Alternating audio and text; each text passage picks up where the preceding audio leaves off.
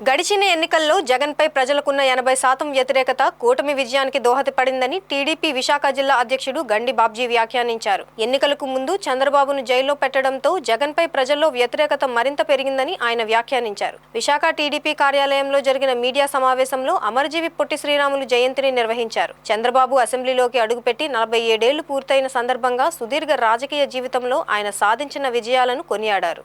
కేవలం అది కొంతమందికి మాత్రమే అరెస్ట్ చేశారు కాబట్టి పదవి వస్తుంది అనుకుంటే అది పొరపాటు. ఎందుకంటే మామూలుగా వేస్తారు ఓట్లు. మీరు గమనించండి, మామూలు వ్యతిరేకత ఎలా ఉంటుందంటే, సరే ఈసారికి సమంగా పరిపాలించలేదు జగన్ గారు, చంద్రబాబు నాయుడు గారికి ఓటేద్దాం లేకపోతే ఇంకోరికి ఓటేద్దాం ఎలా వేస్తారంటే మామూలుగా ఓట్లు వేస్తారు. అది పర్సెంటేజ్ మీకు తెలుసు కదా, చాలా ఎన్నికలు చూసాము. 2%, 3% డిఫరెన్స్ ఉంటుంది. నువ్వా నేనా అనే పద్ధతిలో కొట్టుకుంటారు. కానీ మరి ఈ జగన్మోహన్ రెడ్డి పరిపాలనకు వచ్చిన రోజున ఆయనకి ఏదో సుమారు 5% కూడా రాలే తేడా.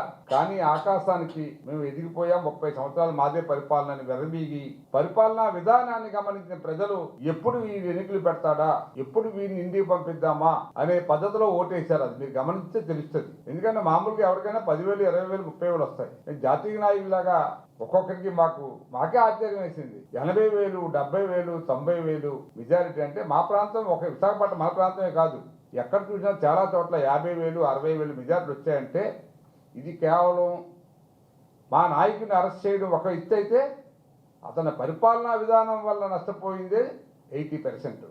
మాది ఒక 20% అయితే అతని పరిపాలనా విధానం వలన ప్రజలు అన్ని వర్గాలు, ఇటు టీచర్స్, విద్యార్థులు, ఆడవాళ్ళు, ఉద్యోగస్తులు, ఏ వర్గాన్ని తీసుకున్నా లెక్కేసుకుంటే ఇటు శ్రామిక వర్గాలు ఎవరూ కూడా విపరీతమైన ఆవేశ ద్వారంతో ఎప్పుడు దొరికితే కొట్టేస్తామా అంటామా కోపం వస్తే, అట్లాంటి దురుద్దేశం లేకపోయినప్పటికీ ఇతన్ని దించాలనే కసితో ఆ ఎన్నికల్లో పనిచేయడం జరిగిందని చెప్పడం.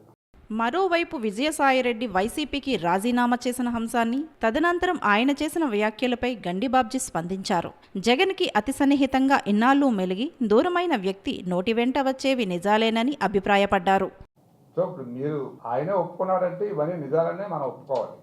నిజాలు ఎన్నో ఇంకా ఉంటాయి. ఆయన ఒక్కొక్కటి ఏదో అధ్యాయాల్లాగా రిలీజ్ చేస్తాడేమో అనుకుంటున్నాను. ఇప్పుడు కొన్ని చెప్పాడు, రేపు తర్వాత కొన్ని చెప్పినా ఆశ్చర్యపోకర్లే. అంటే ఒక అత్యంత ఆప్తుడు, మీ దగ్గర ఉన్న ఆప్తుడు మీ గురించి చెప్తున్నాడంటే ఎవడైనా నమ్ముతాడు, పవన్ గారు ఇలాంటి వాళ్ళు అని. అంతేనా? అవునా కదా? ఇప్పుడు గండిబాబుజీ పక్కన వంశసత్యనారాయణ ఉన్నాడు, ఆయన చెప్పాడు అనుకోండి నా గురించి ఏదైనా, లేదా భరత్ గారు ఎప్పుడు 24 గంటలు ఆయనతో ఉంటాడు కాబట్టి ఇది కరెక్ట్ అయి ఉంటుందని చెప్పి నమ్మే పరిస్థితి ఉంది. ఎందుకంటే విసాయిరెడ్డి గారు కూడా ఈవేళ ఆయనకి 24 గంటల్లో 20 గంటలు ఆయన సలహాలు తీసుకొని ఆయనతోటే పరిపాలన చేయిస్తున్నాడనే అపవాదు ప్రజలందరికీ తెలుసు, రాష్ట్రంలో ఉన్న ప్రజలందరికీ తెలుసు. మన ప్రాంతంలో ఆయన పరిపాలన చేయొచ్చు విసాయిరెడ్డి, కానీ రాష్ట్రంలో ఉన్నది 5 రెట్లకి 5 ప్రాంతాలు అప్పచెప్పాడనే సంగతి అందరికీ తెలిసిందే కదా. సో అతను చెప్పిన మాటల్లో ఒక్కటి కూడా తప్పు ఉంటుందని నేను అనుకోను. నిజాలే మాట్లాడతాడు అతను. ఎందుకంటే అతనికి పరివర్తన కలిగో లేకపోతే మరి అతను గౌరవం ఇవ్వలేదనో, లేకపోతే రేపు రాబోయే రోజుల్లో ఇతనితో ఉంటే కేసుల్లో ఇరుక్కొని జీవితాంతం జైల్లో ఉంటారనే భయంతోనో ఈ నిజాలన్నీ ఒక్కొక్కటి బయటికి చెప్తే రేపు ఎప్రూవల్గా పోలీసులే పిలిచి ఇంకా ఏమన్నా చెప్పు, నువ్వు అన్నీ చెప్పేసి నేను వదిలేస్తామని చెప్తే వదిలేస్తాను.